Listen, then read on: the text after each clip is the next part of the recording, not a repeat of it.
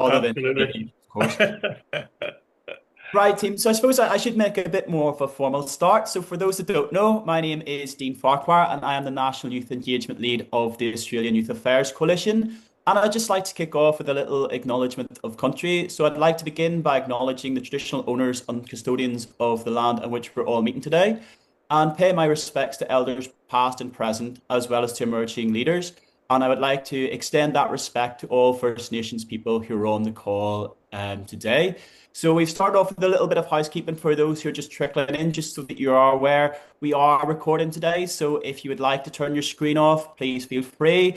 We'll also have someone monitoring the chat. So please, if you don't want to sort of put your hand out or speak out in the call, please feel free to engage through the chat, and we'll make sure that that feeds into the discussion.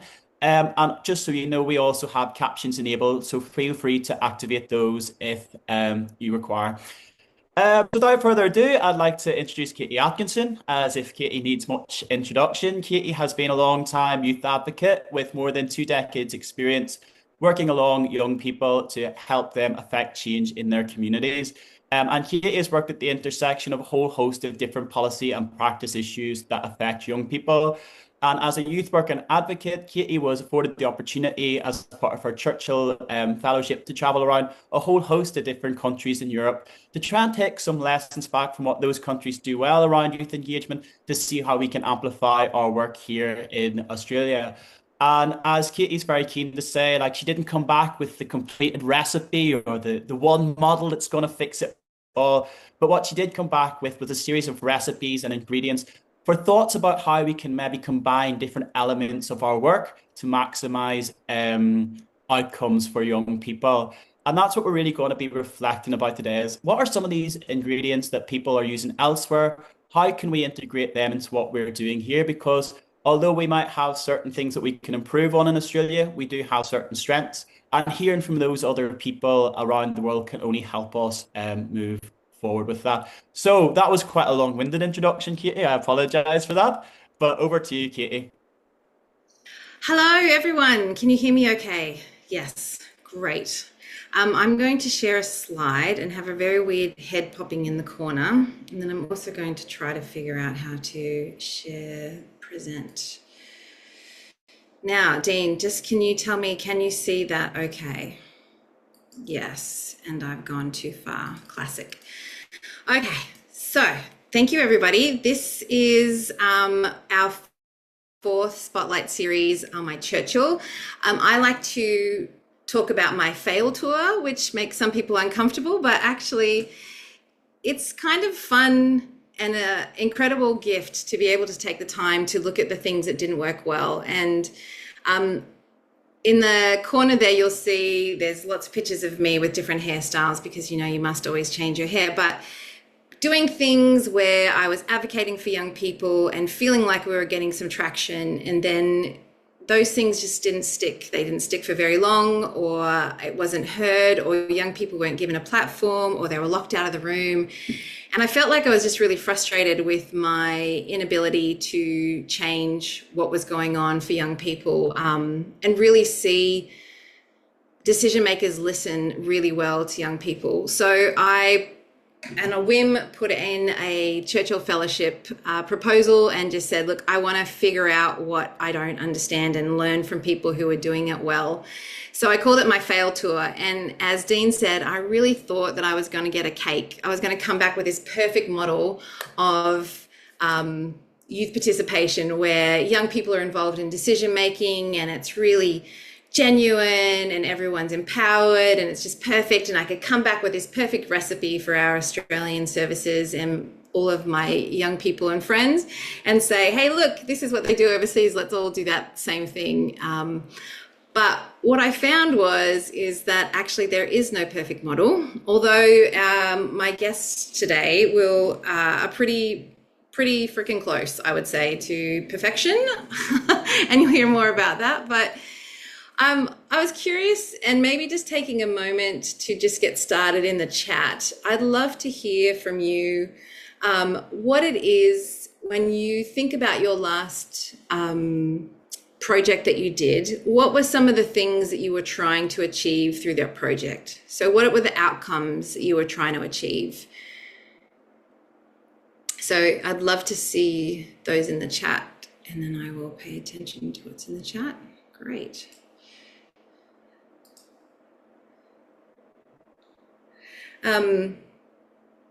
Systems, integration, agitation. I love that one.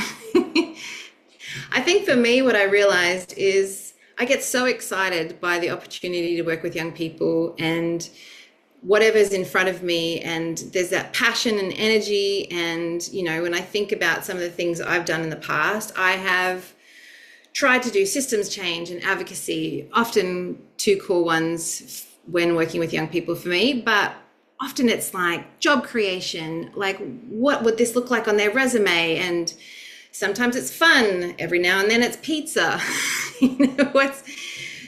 Sometimes it's a KPI, is that I have to, as part of my job, is engage a certain amount of young people. So it's like, what did I want? I just wanted to achieve my KPI. But I have big dreams and big goals. And so here are some of the people that I went to see, because I was curious as to what they were doing, because they had examples around the world of what was actually working and was happening well. And different people had different versions of what I had wanted to do and aspirational outcomes. And I couldn't work out, if I was trying to do all these things, why wasn't it working the way that they do? So I thought of myself as a chef, and what were the things that I was putting into the mix. And it turns out I was putting everything in the mix, and as a result, I didn't achieve much. Sometimes it would turn out okay, but often, if you think about it, like if you're trying to make a cake, I was throwing so much in the mix. I had the flour, and then I put some salt, and I might have put some chili and some chocolate and a bit of Worcestershire sauce. And like, I was just throwing everything in, and it would turn into this like version of youth participation and inclusion that it was okay. You could eat it, but it counts, but was it real? And was it achieving what I wanted it to? And the answer too often for me was no.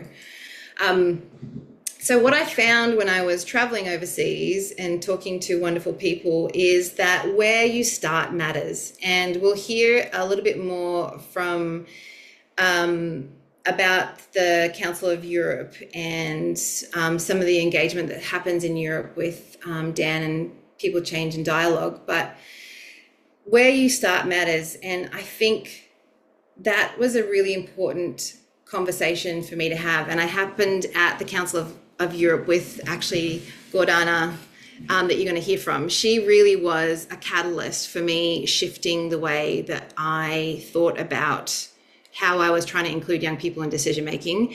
And the way I got to the Council of Europe was through Dan. So this is a pretty special session for me, because these are two people who really shifted the way that I think about what youth participation is, and rightly so, because their work is incredible. And they made me start thinking about, what is it that I'm actually trying to achieve? And what they told me was, it matters, where you start matters. And so I don't want to take too much time, but this is from the report, but we had lots of different sort of bases. And these are just the ones that I kind of pulled out. I think there are many more than this. And with the Council of Europe, we'll hear a bit more about democracy-based inclusion and expertise-based inclusion, but I don't want to spend too much time on that. What I'd like to do is spend time talking to these wonderful humans and get them to introduce themselves and their work. But the two things from my report that I really want to cover today was these examples of when inclusion isn't embedded in governance and decision-making, it doesn't work. And what we'll see and hear about today is how you embed young people and youth inclusion in decision making, and some of the things, the necessary ingredients to do that.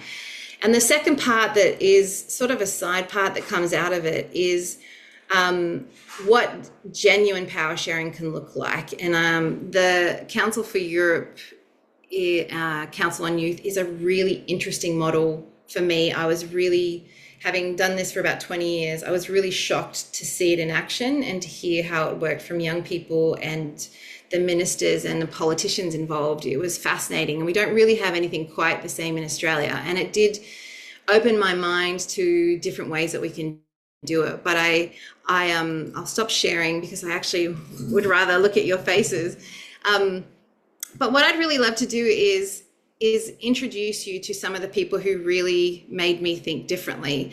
So without further ado, I want to introduce, and please feel free to take yourself off camera, or put yourself on camera, I should say, as we have a chat. But I'd love to start with you, Dan, and for you to tell us a little bit about yourself and some of your work, and why it is that you do work with young people. Hi, Casey. Really nice to be with you, and thanks for such a flattering introduction. Really excited to speak to this group today. So my name is Dr. Dan Moxon.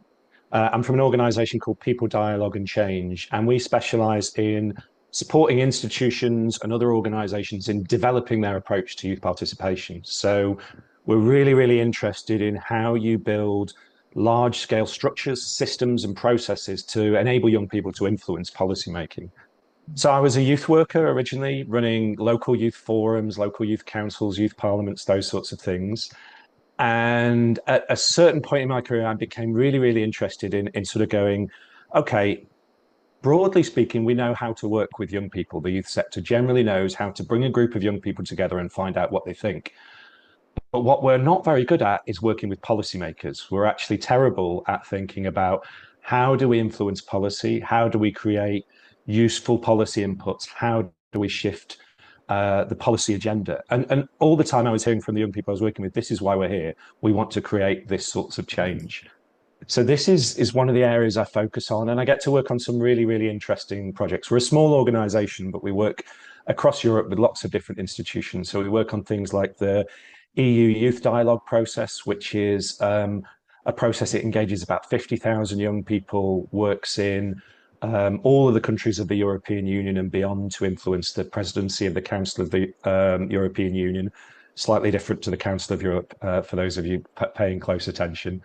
But I know one of the things you want to talk about today is a tool we've made called Change Tracker, which we created for a project called Democracy Reloading, which is about supporting young people to influence very local government decision making. And Change Tracker is really about thinking, what's our work doing, and is it useful to policymakers? Will it create some sort of policy change? So thinking about meaningful participation as in it has to be good engagement with young people, but it has to be useful and relevant to policy making as well, if you seriously want to make some sort of change and enable young people to make some sort of change. So that's really the sorts of things I'm interested in.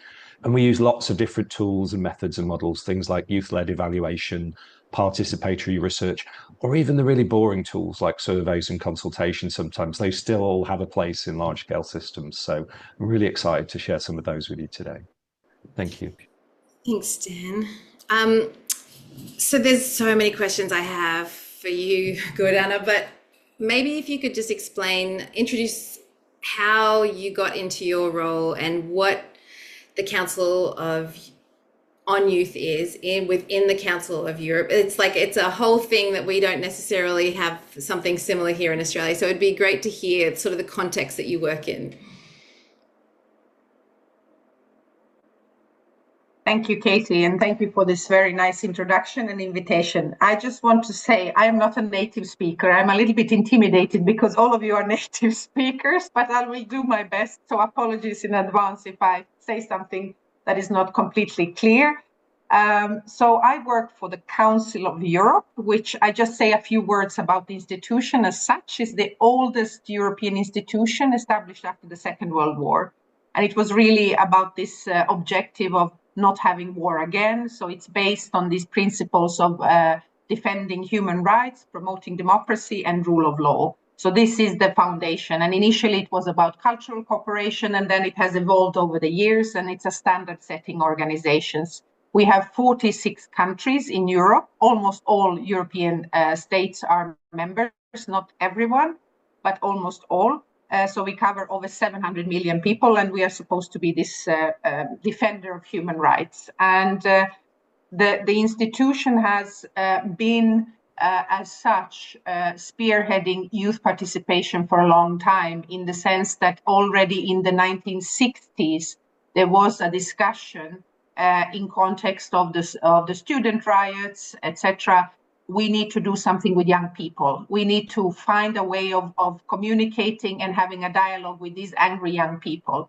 So though it's an intergovernmental organization, we also have a forum of parliamentarians. The Parliamentary Assembly at the time said, okay, we have to find a way of creating this space for young people. So our youth sector, we have a whole sector, around 85 people working, where our primary mission is to promote genuine youth participation. And of course, over the years, this has changed what that means. We have evolved and we have developed more standards, more tools, more practices of how we can do that. But the foundation is really to promote. Our work is based on genuine youth participation, and we have set up a whole system around, and it has different components. So I can go into this. I don't know if I should start with this, but just to say we have a whole system around it, which is called the co-management system, where we co-govern the youth sector between governments and youth representatives from youth organizations. So co-management, I don't know if other people online are aware of it. I wasn't as across it until I talked to you, but maybe what are the fundamentals of co-management? Because we talk about co-design a lot in Australia, but co-management isn't something that we do much of here. So basically what it means is the Council of Europe is an intergovernmental organization. So it means governments collaborating in different areas. And usually, and most naturally, it's the governments deciding on different policy fields. We have different areas that we cover. But in the youth sector as such, very early, and you must say it's over 50 years now, it was quite revolutionary that it was decided, okay, we are not going to govern the youth sector only with the governments. They are not going to be the ones who only decide. We are going to try to find a way where we sit together in, there is a system of committees. There is a committee for the governments, and there is a committee of youth NGOs. And these two committees come together in a joint council on youth, and they basically take decisions on the whole program and activities of the Council of Europe that relates to young people. And what differentiates us from other institutions like the European Union, for example, that does a lot of good also on youth participation, but slightly differently, is that when our clever parliamentarians decided to create this space, they said, we are going to create space in the institution where the young people can come. So we have something called a European Youth Center, one in Strasbourg, where our headquarters is in France, and one in Hungary, in Budapest, which was a consequence of the change in the late 1980s when the communism fell and we needed to expand. The Council of Europe went from 20-something member states to 40 in a decade. So we needed to expand our work. So we have two centers which are completely designed for young people to come and address any kind of issue, what they want to do there. And who is allowed to come to it's like educational centers, and they are based on human rights and promotion of democracy. And who comes there are actually those who the Joint Council on Youth, this committee of governments and committee of youth representatives, they decide who can come to the two European Youth Center and do activities. So it follows very much the priorities, what they set. And then in addition to that, and this is one of our core pillars, that we have these youth centers where young people can come and everything is catered for them there. They get educational support, they get logistical support, they get support in terms of developing their activities. And in addition to that, our parliamentarians decided we are not only going to support them coming to the Council of Europe to have a dialogue, we will also support them in giving them financial support through something called the European Youth Foundation. So the youth organizations can also do their own thing in the member states, which is to promote the same values of the Council of Europe. So this is the whole idea. And all this is managed by this co-management system. So also the money we give to youth organizations, these grants to projects, it's also co-decided between the youth representatives and the governments.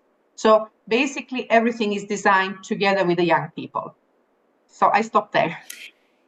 No, it's a very big, complicated system, and you do such a good job of explaining it. I think one of the things that was really interesting to me, because a government system, particularly when we're talking with young people, it can be challenging to explain how the mechanism works and how, like, why you can't just go into the Prime Minister's office in Australia. We have a Prime Minister, and you can't just go in and tell them what to do and then they'll do it immediately. There's all of these systems and processes, and the fact that there's such structure to your process. There's not only is there a co-management model, so there's a model that's agreed, there's space and resourcing for that space and an agreement of how that happens, as well as money, and then a process for how that money gets allocated.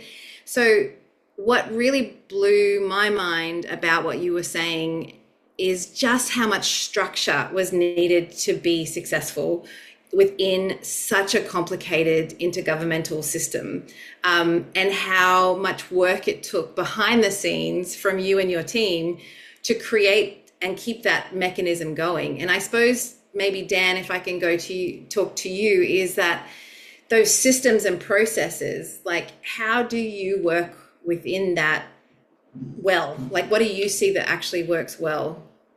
Well, that's a really, really great question, Katie. And I suppose a starting point for me would be to say, I mean, you've got this fantastic kind of youth embedded structure at the Council of Europe, but in any kind of public institution, you will always have a massively complex structure, whether that involves young people or not. And so often when we're talking about youth participation, we often talk like there's this group of young people and this one decision maker that makes a decision just completely on their own, without reference to anyone else, without thinking of anyone else, so that all we have to do is take the messages from young people to this single impressively important person who can change the law or change the policy just like that. And of course, that's not how policymaking works at all. You have many, many different actors, many, many different stakeholders who all have a voice, who all have a legitimate interest in policymaking. And so for me, when you're thinking about those sort of how you engage with those complex structures, you probably need multiple systems of engagement across all of them. So maybe you have a youth forum or a youth council in one area. Maybe you have a consultation tool in another area. Maybe you have some deliberative sort of youth events in another area.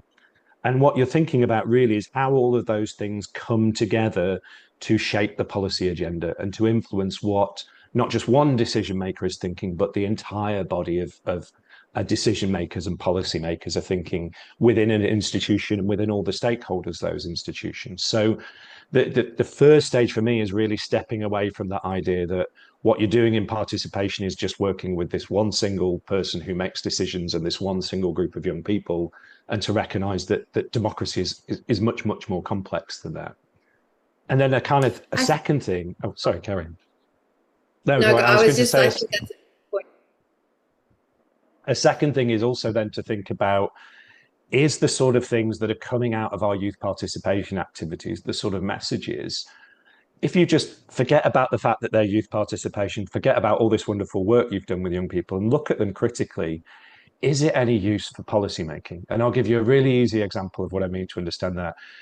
If all of your, say you're doing work around employment and all of your messaging coming out of your youth engagement structures is to reduce youth unemployment, that's almost a useless thing to say to policymakers, because there's no policymakers in the world who want to increase youth unemployment. So actually coming out with a much more complex, much more subtle, much more interesting messages that can really shape the policy agenda. So how we might reduce unemployment, what are the problems that unemployment has?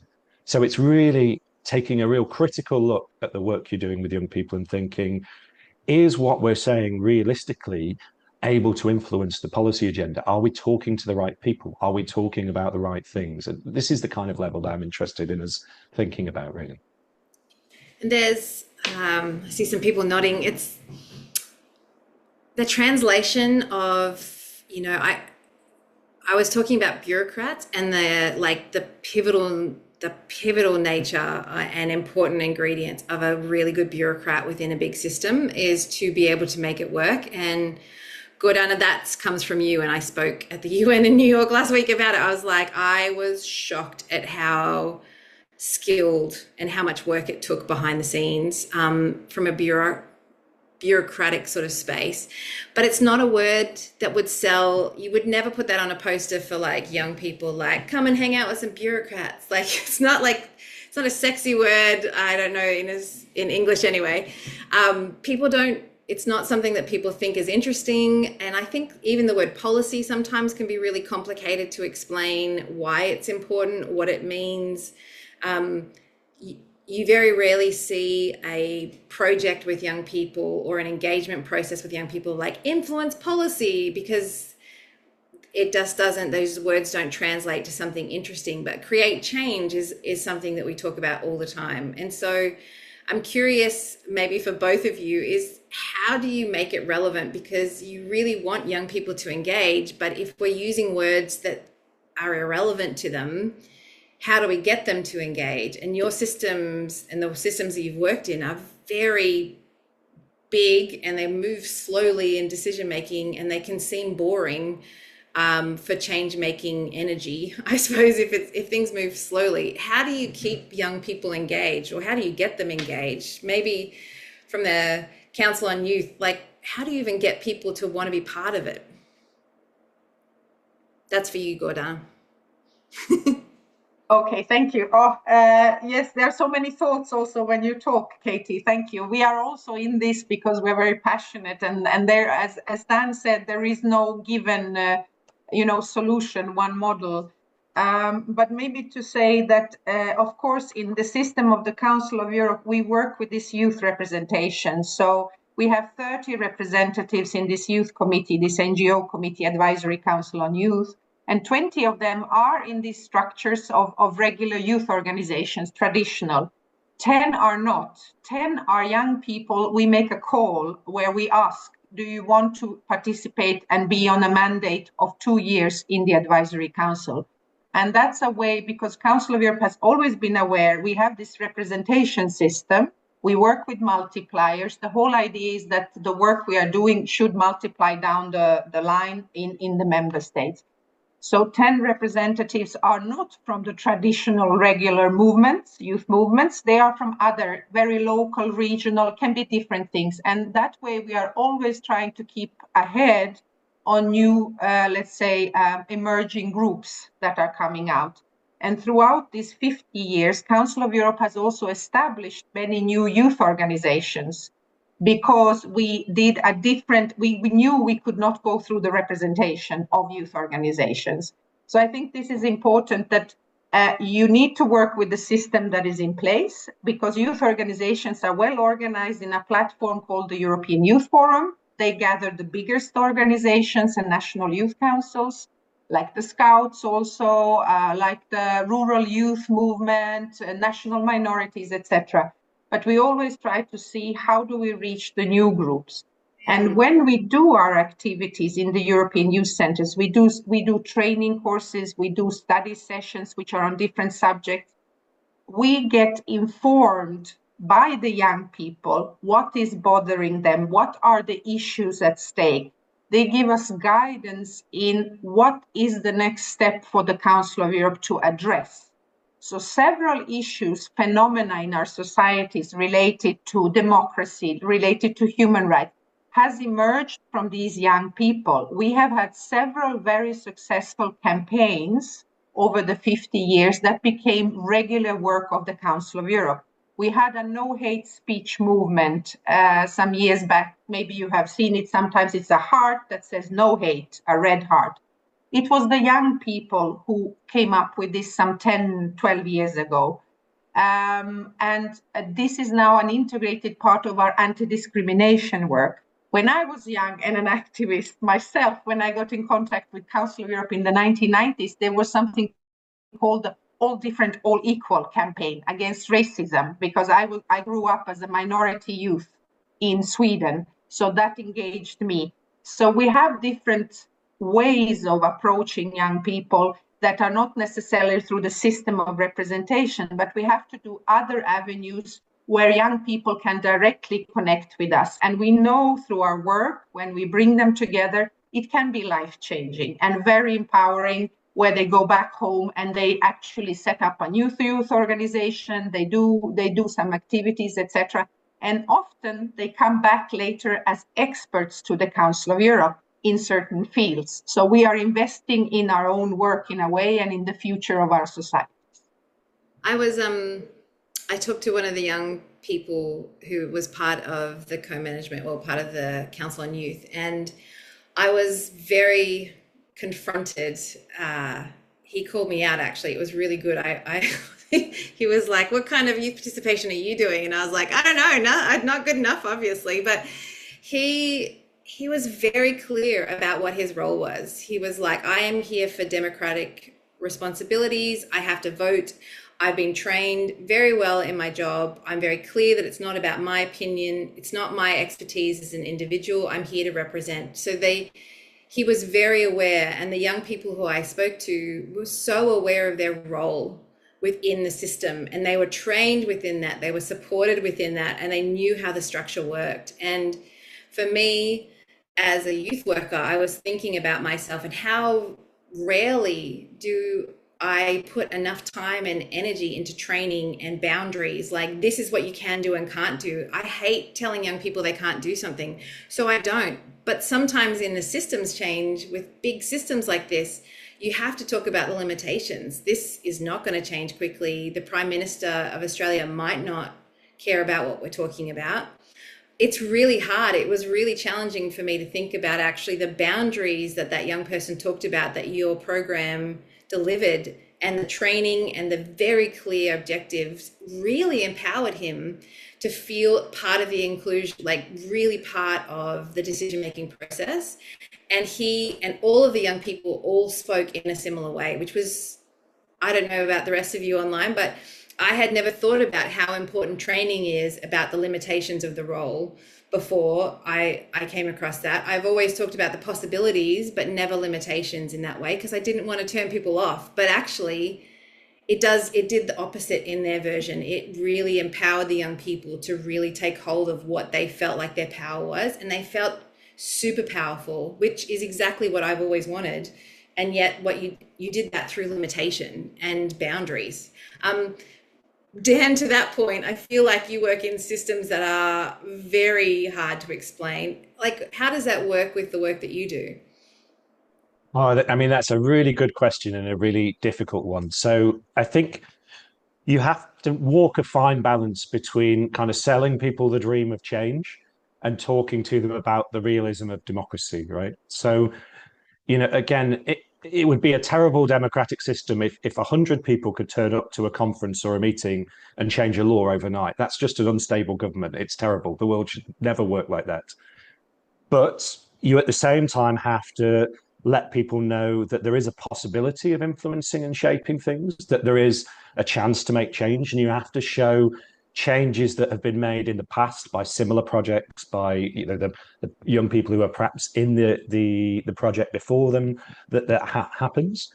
But you also have to explain the other stakeholders that are involved in your democratic system, who might have an influence, who might have an agenda. And one of the things we're working on a lot these days is making sure we complete the feedback cycle. So when you've done a project and a group of young people have said, we want to see change around X, Y, and Z areas, that what you get at the end of that is something where the policymakers are coming back and saying, okay, we've listened to all of those.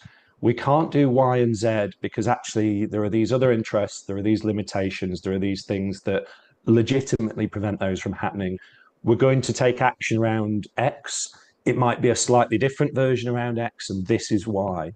So that you always got that sort of transparency and honesty and integrity running through that system, and that you're, through these processes, educating people about how democracy works, about how participation works. Now, some of that can look very different depending on whether you're working at the very local level or that there's very complex sort of inter-country, inter-institutional levels. So if you're at the local level, it's generally much easier to make a lot of change. It's generally much easier to see things happening. If you're at the institutional level, things are slower, things are complex. Often, you'll be working on a particular policy agenda, and the young people will have grown up by the time you see change in that area, because that's just how long policy takes. you can't get away from those tensions. And so for me, it's important to step back from this idea of it's just a binary, is it tokenistic, is it not tokenistic, but to really explain the complexity of that system.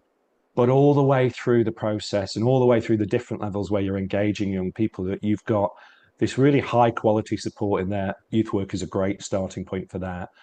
Where you have people alongside the young people who are genuinely listening to them, genuinely supporting them, genuinely aligned with them and supporting their views, so that people are feeling heard at whatever stage in that project. Because feeling heard is an emotional experience. It's not always the same as creating change. Those two things can be quite different. And people feel like they've had a bad experience when they don't understand why they didn't get the change they were asking for, when they feel like people didn't understand them or didn't take them seriously. But you can understand someone and take someone's views seriously, and then legitimately say, but we can't act on those because, and that sort of feedback cycle is really one of the areas I think we're working on a lot at the moment, and one of the most challenging areas as well, I think. And often really what we're trying to do is say to the groups of young people coming into the sort of projects we're working on, hey, that group of young people who were there last year or the year before, they did this and they achieved these things. So this project can make that kind of change.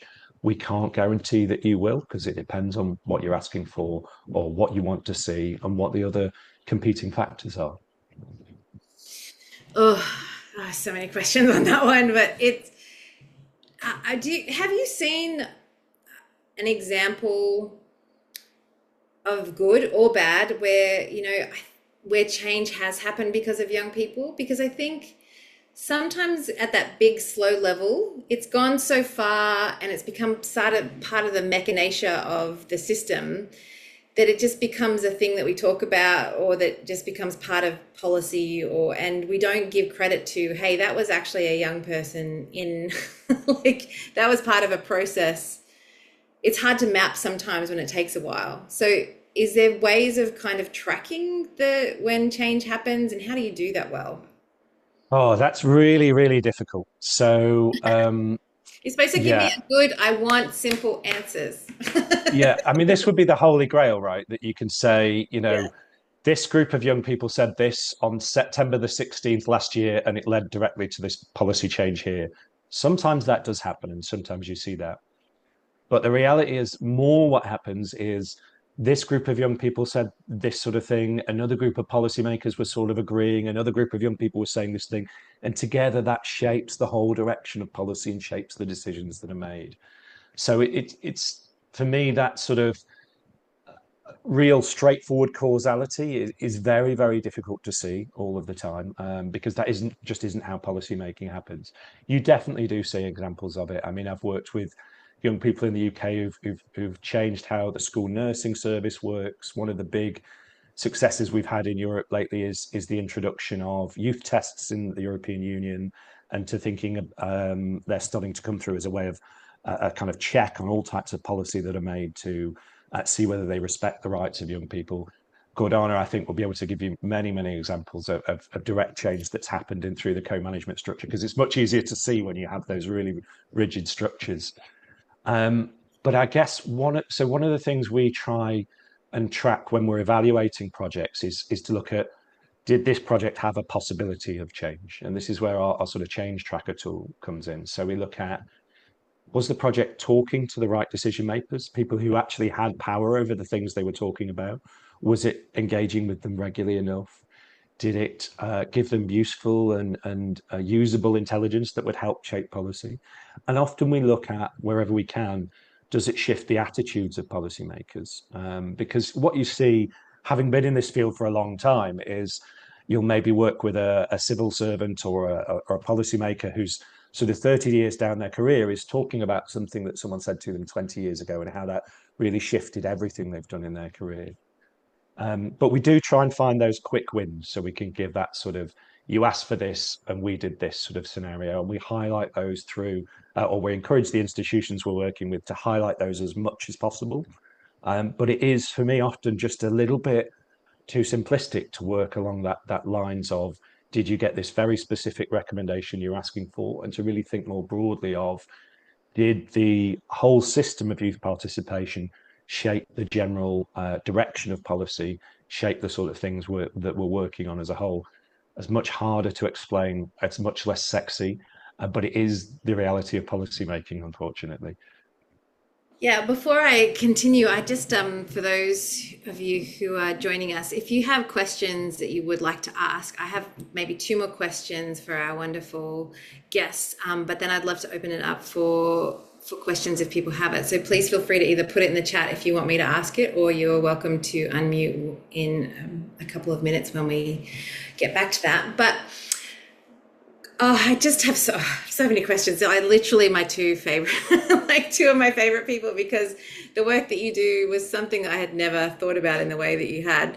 Gordana, I'm so interested in, I was very confronted with how skilled your team was and how many really well-respected bureaucrats from the system wanted to work within the Council on Youth's team. And I think in Australia, sometimes we really struggle to get resources allocated to youth-related projects, and particularly within government, often they're just kind of a side thing and it's not really the focus, where I was really impressed with the budget and resource allocation of humans to make sure that it worked well.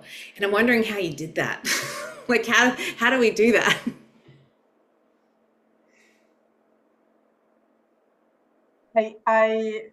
I understand. This is a very pertinent point, because we can talk endlessly about how we can set up different models where young people can participate, but with that comes also resources, and not just this kind of promises. And we are lucky in the Council of Europe, I think, because the system was set up many years ago, and I'm not sure today if the same institution would do the same. I'm not sure, because the times are different. There was a pioneering time when this was set up in the early 70s. I think if we would not have the two European Youth Centres, there will not be a new European Youth Centre. We are now in the mode of often also defending why we need it and why it's so unique, because we see that it makes a difference when we talk about, results and changes, that it is different when you bring young people under one roof and they live together, they work together, discuss together, they find solutions together. So because we have this setup, in the budget also, it is automatically renewed each year, both for the two European Youth Centres, the budgets for the programs inside the European Youth Centres.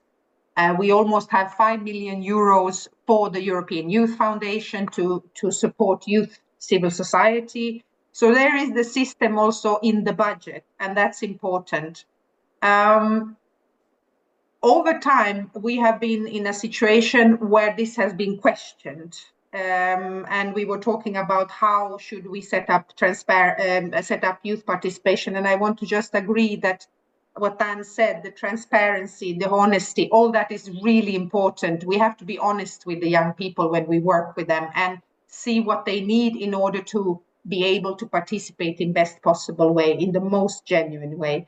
And we usually call it, in quotation mark, creating these safe spaces, be that in the youth centers, be that outside in their own projects or any other event that we are doing as Council of Europe. And these safe spaces have these components, but it requires resources also, absolutely.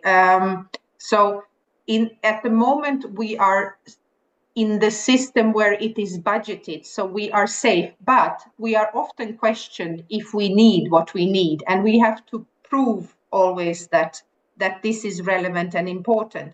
Some years back, when we were in crisis, because Russia was one of our member states in the past, they are no longer a member state, we were in this contingency phase of our budget, and in one moment, some bureaucrats thought it's a good idea to stop with the youth sector. But they did not know what we had created over the 50 years. So there was this, and talking about change and a rapid, immediate change. What happened was that every generation that had been through the European Youth Centres, being part of the European Youth Foundation or in this co-management system, they all rallied and created a campaign to save the youth sector, because at some point they thought we can, because it is a lot of money, we can take out the youth sector and they will handle it some other way. And what happened was that the whole system of representation in the member states, they were all called, and they were doing advocacy. They were calling their ambassadors in Strasbourg. They were calling capitals and the Minister of Youth and saying what's going on.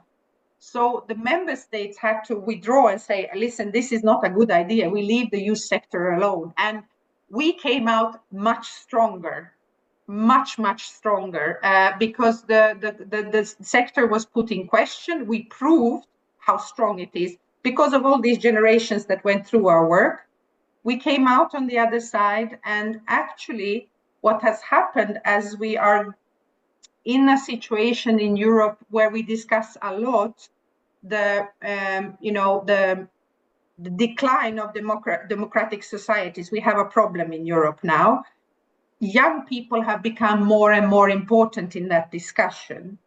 And actually, the organization has now decided that in order to help the organization to overcome these big obstacles, now it is important to engage with young people, not only in the youth sector, but in the other sectors of the Council of Europe. So we are now introducing youth perspectives and a reference framework for youth perspectives in other sectors of the Council of Europe, which means that we are now, as a youth sector, helping our colleagues in the justice field, in the cultural field, in the sports field, in different areas, to make sure that the voices of young people will be heard. This is a whole new work we are doing now that starts this year. And we will have to find different models, because not every one size doesn't fit all. So actually, we are now in a situation where we are even stronger and given more resources, but the challenges are bigger. So we have to see how we handle that. And it's an opportunity for us, but it's clear that now our governments and our system is turning to young people because the problem has become so big. They are looking for new ways out, how to solve certain issues, where young people can be part of this discussion on how can we bring back democracy to be stronger, how can young people's voices help in that. So that's where we are now. But definitely without resources strong, because we are talking about millions and millions of euros here for this system to work. Without that, we could not do this. I think it's a good example. We have seen funding and defunding of our sector many times in Australia. That cycle is very fragile, and whether something gets money and whether it gets put in a budget depends on the political will. And we are often so busy doing stuff. Young people are, living their lives and having these complex situations often to deal with. They're not thinking about, should I campaign with my minister about the possibility of having youth services and youth supports and participation models and things like that. It's just not something that we always think about until it's going to be gone, and then we often have to campaign afterwards.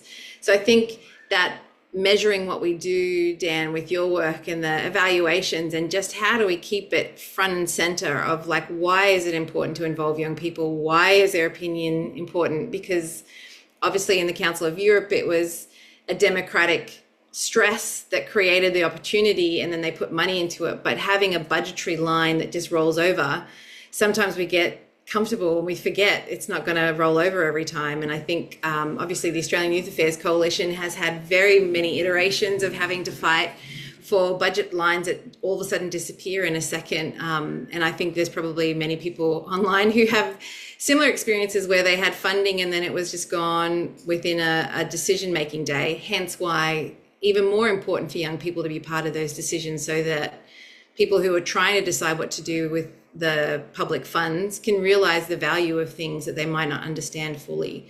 So Dan, I think I've got maybe a couple of minutes, but maybe from both of you, I'd love to hear your advice for us as the Australian youth sector here is what do you think some key ingredients for the work that you do where you see success is? Some of those key things that you would, if you had to start from scratch again, and if you were starting in a new country with new politics and new policymakers, what are some of the things that we should absolutely not forget to do?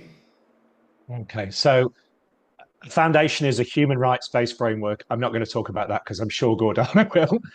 For me, I think the starting point is to find out what policymakers want to know about young people, what they want to know from young people, what they find useful to talk to young people about when they're making policies, and really think about whether the projects you're developing deliver that. And some huge turning points for me is when you've got enough of a personal relationship with a policymaker to go, hey, Bill, was the report I gave you actually any good? And they've gone, no, these bits were rubbish, I can't use them.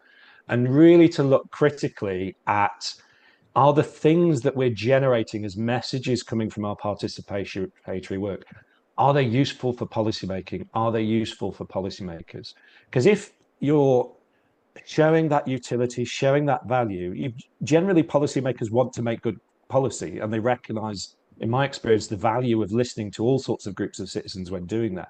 So really step back and sort of step away from the rhetoric of young people must be listened to and think about, are we actually saying anything useful here for policymaking, and look really critically at that.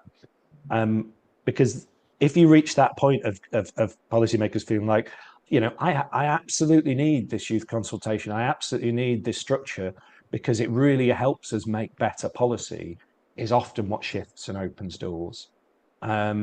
Because as much as that underpinning human rights and democracy framework is absolutely essential to all of this, it isn't always where every single policymaker is coming from and is the starting point for everyone. So really think about, not just do we work well with young people, but do we interface well with policy and really give policymaking something that it needs to solve the challenges that policymakers have. And yeah, I think that'd be a good point to hand to Gordana, who I'm sure will have a different, more ethical take on it than perhaps I've had there. I think we are in agreement, Dan, for most of the things. We have worked hand in hand also, and you have been one of our experts for many years. So I'm happy we can do this together.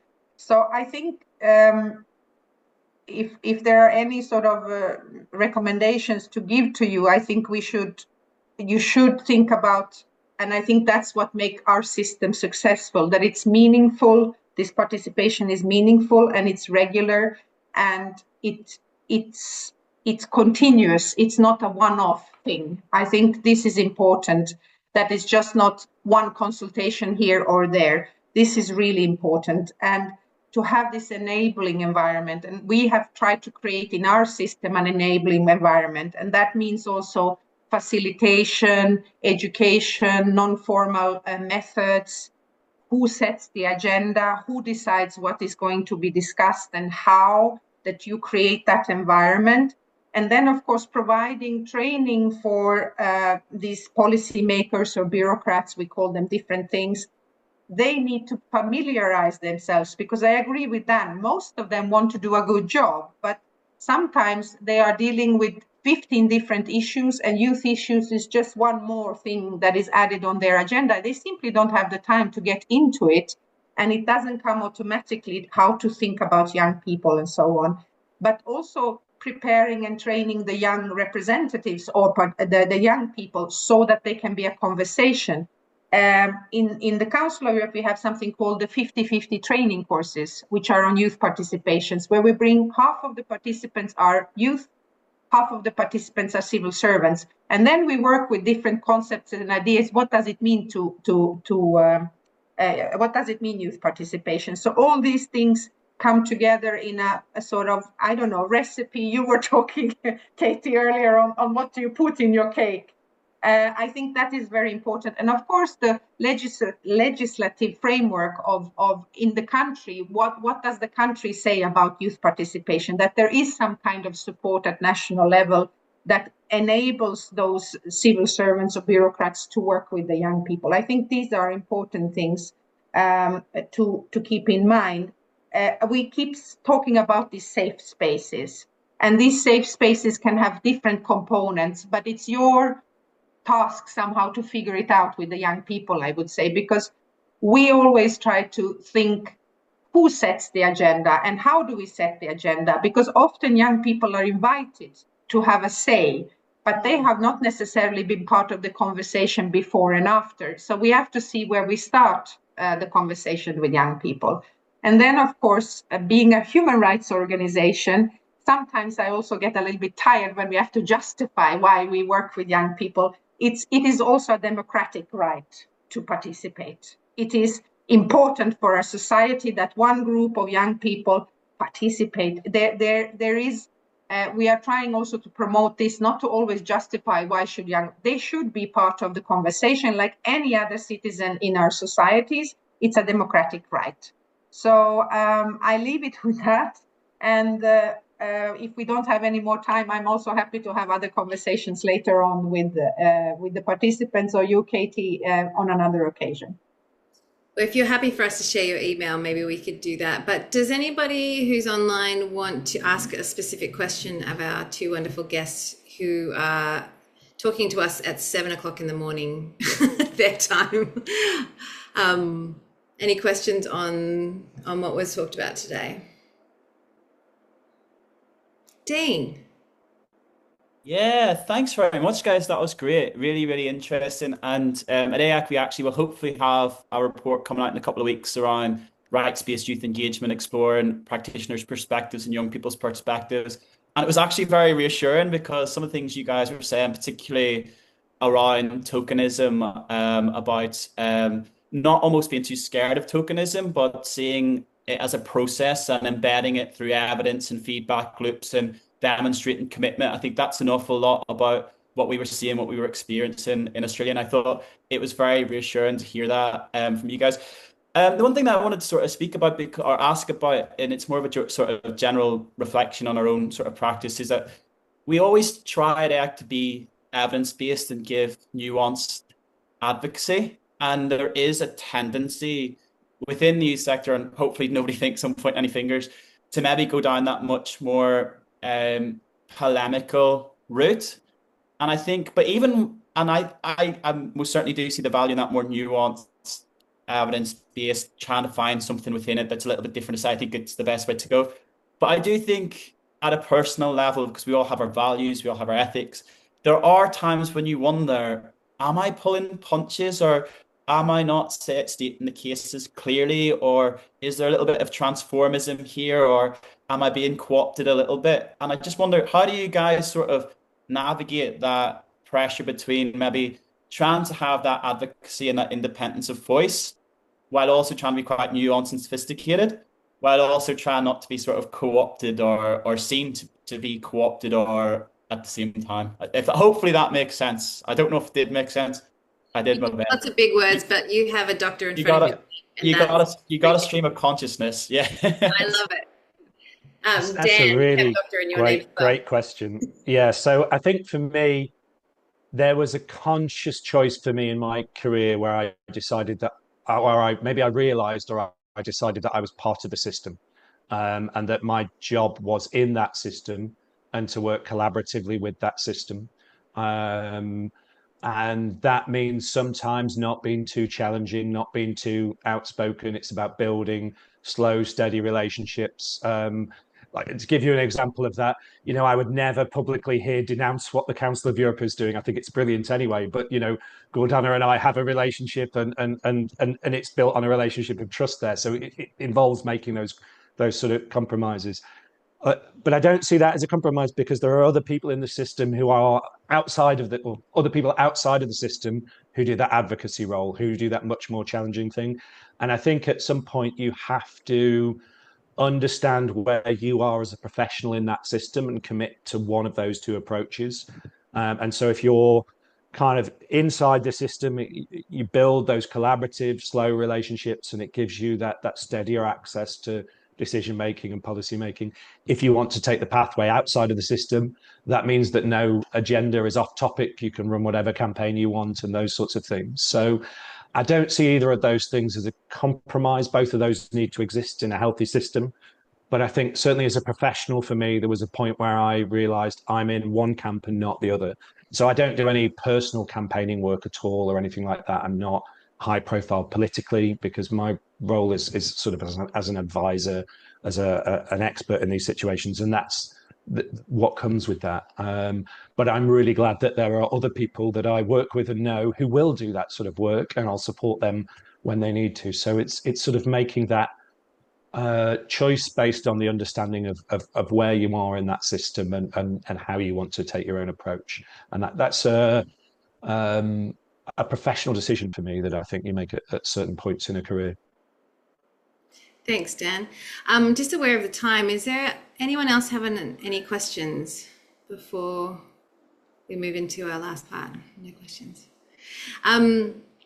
Just I realize that it's very early for you and late. It's getting late in the day for us, but I just want to take the opportunity to share I always get in trouble because I forget to share the post, but I would really love to hear, because we are in evaluations, we do like transparency and we do like to see whether things are working. Is there 3 words that you would take away from this session about how it left you feeling? I'd love to hear that in the chat. Or is there a learning moment, something that stuck out for you? That's my email. And I will stop sharing so I can see your lovely faces.